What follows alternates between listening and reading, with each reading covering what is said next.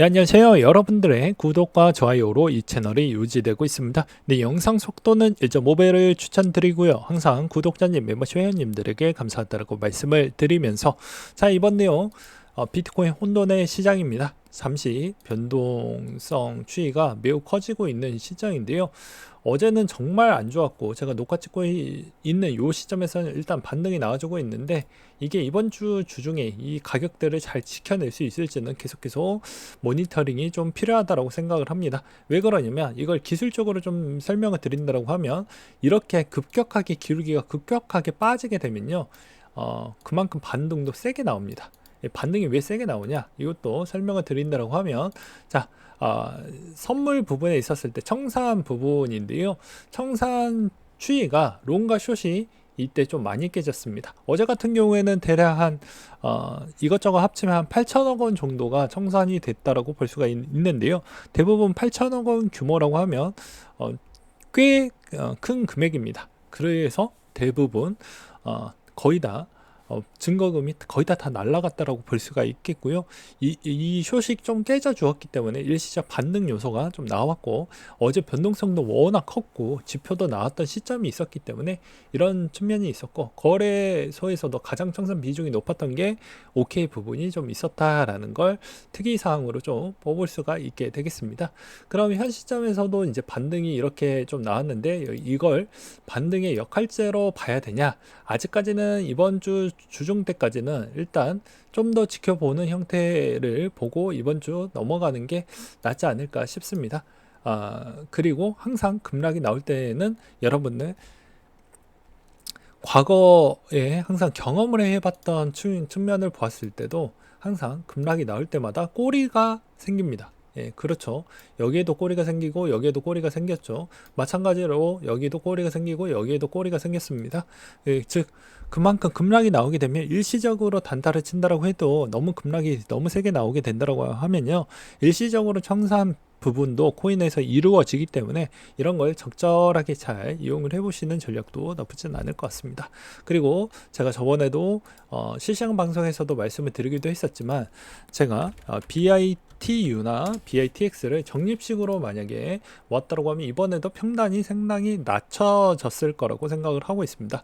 저가는 40%까지 반토막이 났는데요, 그럼에도 불구하고도 말아 올렸기 때문에 만약에 여기서 최저 구간대에서 만약에 들어왔다고 하면 거의 비트코인 대비보다 수익성이 상당히 좋았을 것으로 보여주고요. 오히려 이번 형태에서도 또 보게 되면 마이크로 스트래티지가 생각보다 방어력이 미쳤 정도로 잘 나왔다라고 볼 수가 있게 되겠죠.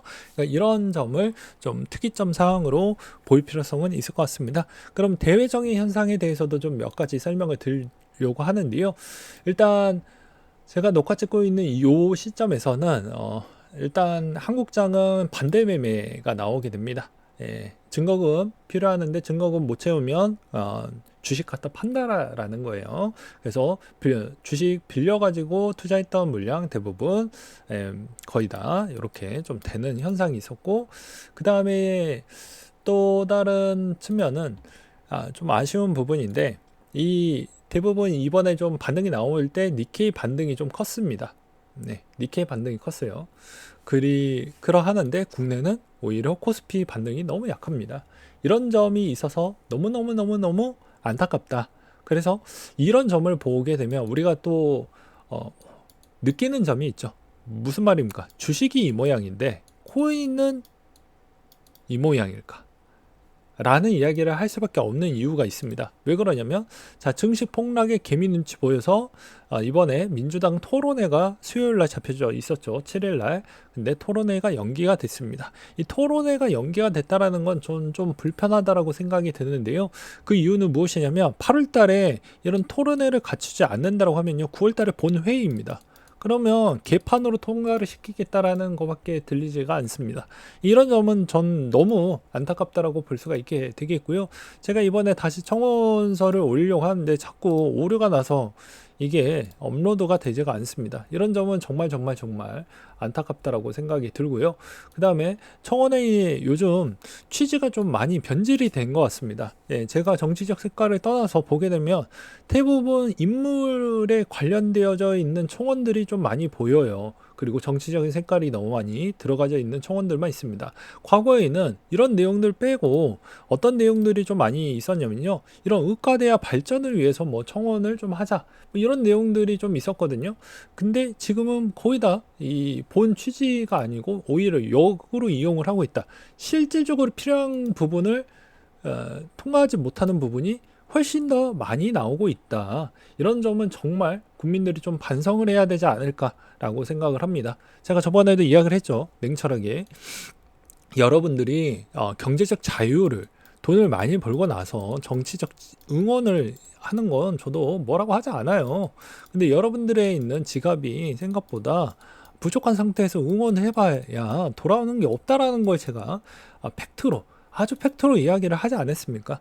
그리고 진짜 필요한 법안을 제때 통과를 안 하면 저번에도 이야기를 했지만 티몬 사태나 이런 걸 봤는데 코인 사태에서도 추가적인 사태가 더 이루어질 수도 있다라는 걸 다시 한번 말씀을 드리는 바가 될 것 같습니다. 티몬 사태는 여러분들이 정말 모르실 것 같아서 다시 한번 이야기를 하지만 그 전에 21년도 때 금융위원장이 직접 올렸는데 거기에서 그 올렸던 걸 통과를 안 시키고 폐기가 돼서 대부분 구형배가 나쁘긴 하지만 거기에 공범자는 국회의원도 있었다라는 걸 이야기를 드리고 싶다라는 것이죠. 그래서 원래 그 법안이 통과가 됐으면 정말 적은 피해 규모로 끝낼 수 있었는데 오히려 몇 조 이상, 몇십 조 되는 그런 사이즈 있는 규모가 이번에 4, 5년 사이에 많이 있었다. 일단 사기판 몇십 조 사기판이 있는데도 이 법안 통과가 잘 안 되고 뭐 이권 싸움하고 그렇게 됐었죠. 그 다음에 두 번째도 이번에 전세 사기 21년도 때도 엄청나게 뭐 3조 원 규모만큼 되었는데 그것도 법안 통과 안 돼서 이렇게 사이즈판이 커졌죠. 근데 그게 누굴 위한 겁니까? 그래서 코인 부분에 있었을 때도 최대한 제가 이렇게 나대는 이유 중에 하나는 좀 저보다 사이즈가 큰 구독자를 가지신 모든 코인 유튜버 분들이 움직여 주지 않기 때문에 이런 이야기를 누차 이야기를 하는 것입니다. 나중에 피해 보고 나서 뭐 해달라라고 요청해 해봐야 원래 공범자인데 그분들한테 이렇게 손잡고 빌어봐야 의미가 없다라는 거예요. 그래서 그 사람들은 간절하지 않거든요. 이런 소신 발언을 좀 드리고 싶었고요. 그 다음으로 이제 아서에이즈가 이런 이야기를 하기도 했습니다. 증시 혼란은 끝나지 않았다. 추가 하락도 있을 수도 있다. 라고 되어져 있는데 아직 엔캐리 부분이나 엔화에 따른 변동성 추이가 아직 좀 큽니다. 이번에 엔화가 8.5원에서 거의 9.6원대까지 이렇게 슈팅이 나오고 난 뒤부터 이걸 해석에 따른 공매도나 공매수 부분이 이제 교차하고 그 다음에 청산 부분도 좀 같이 이루어졌고 그게 코인한테도 많은 영향을 끼쳤다라고 볼 수가 있겠죠. 물론 그것뿐만 이루어진 건 아닙니다. 엄밀히 따진다라고 하면 아무래도 이제 미국의 침체와 또 엔캐리와 그 다음에 전쟁과 뭐 이런 게 또 있었고 그 다음에 실업률 추이가 이제 너무 많이 높아졌기 때문에 이제부터는 금리 인하가 불경기 부분에 거의 근접하지 않느냐라는 그런 추이로 인해서 이번에 좀 많이 움직여 주었다라고 볼 수가 있는 것이죠.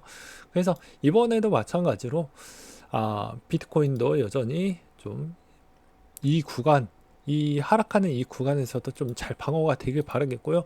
여러분들 나름의 필살기와 준비 전략을 제대로 준비를 해 놓으면 정말 좋은 결과가 나올 것입니다.